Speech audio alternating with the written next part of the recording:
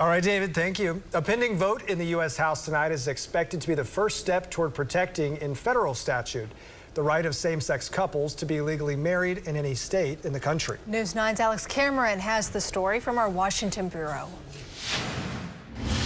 Introduction of the so-called Respect for Marriage Act was a direct response to the Supreme Court overturning Roe v. Wade, with Democrats worried the conservative court's next target could be marriage equality. It is my firm belief that the Dobbs decision is just the beginning. In the decision that overturned Roe v. Wade last month, Supreme Court Justice Clarence Thomas suggested the court also revisit other cases, including Obergefell v. Hodges, which determined that the fundamental right to marry is guaranteed to same-sex couples.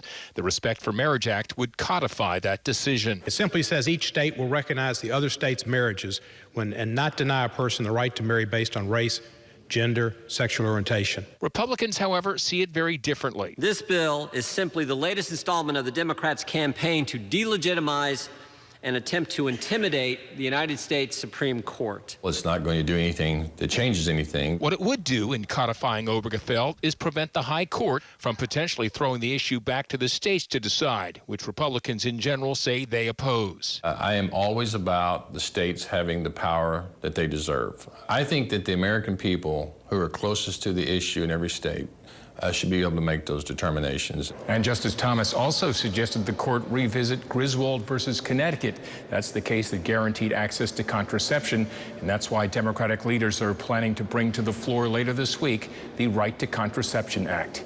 In our Washington bureau, I'm Oklahoma's own Alex Cameron. No,